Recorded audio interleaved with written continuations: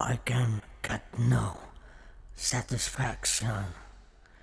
Kallis kodu Eesti, mu süda ei saa enne rahu, kui ma räägin välja selle saladuse, mis ma olen kaua hoidnud. Ma olen ka eestlaste verd.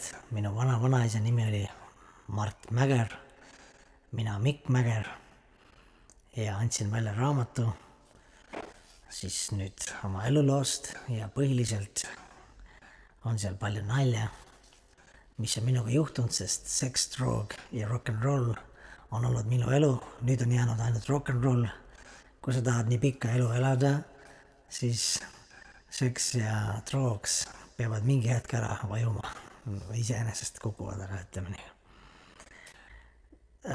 Mul on naisi olnud, ütleme nii, et seda, ütleme, puudust mul ei ole anda ja ma olen ühe asja ära õppinud, et naistel on 2 põhifunktsiooni. Üks funktsioon on mees maha rahustada, eks ju, mees läheb ärritab, naine rahune, kallis, istu siia diivani peale.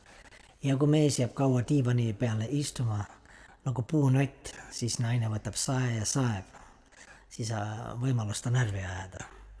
Et naine siis on rahustada meest ja samal kui mees liiga rahulik on, siis uuesti närvi ajada. See on naiste põhiline funktsioon. Ja inimesed räägivad, raha muudab inimest ja inimese loomu, iseloomu, ütleme nii. Ei ole nõus. Just rahaga inimene saab olla loomulik, sest ta ei karda midagi. Aga kui raha ei ole, siis tal on pugeja ja teeskleja, eks ju. On ju õigus? Nii. Ma olen lõpetanud joomise ja suitsetamise, aga ropendamist on peaaegu võimatu meie riigis jätta. Ma mõtlen Eesti riigis. Teades Eesti riigi olukorda, siis ma mõistan neid inimesi. Et lõpetage see oma tervise kahjustamine, aga ropendage edasi ja elage välja läbi ropendamise, sest see riigikord on teinud seda, et ilusad sõnad iseenesest tulevad jutumärkides. Inimestel on väga palju komplekse, eks ju, tarkadel on kahtlused, eks ju, kas on ikka see filosoofia õige või varem. Teadlased samamoodi, rikastel on hirme kaotada raha, eks ju, minul seda hirmu ei ole, mul nii palju, isegi ma peaaegu kaotan, siis mul ikka midagi jääb.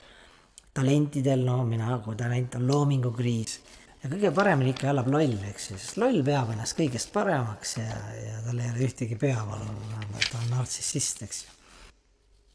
Ja tulen siis ise kohale raamatu esitlemise ajaks Eestisse, pange ennast kõik valmis. Mikk Mäger tuleb ise kohale või Mike Jagger, kuidas soovite. Viimane siis minu poolt.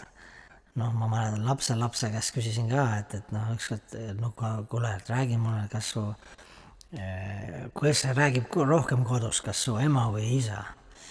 Ta ütles, et ema räägib kogu aeg, et isa vaikib. Mõtlesin, miks siis isa vaikib, isa kuulab ema tähelepanelikult, et ellu jääda. Võt sellised lihtsad elutõed ja rock n rolli ja edasi ja elage ikkagi tervislikult, et vaadake mind, eks ju. Pool elu, ei saanud aru, kes ma olen, kus ma olen, mis ma kõik kokku olin keeranud, eks ju.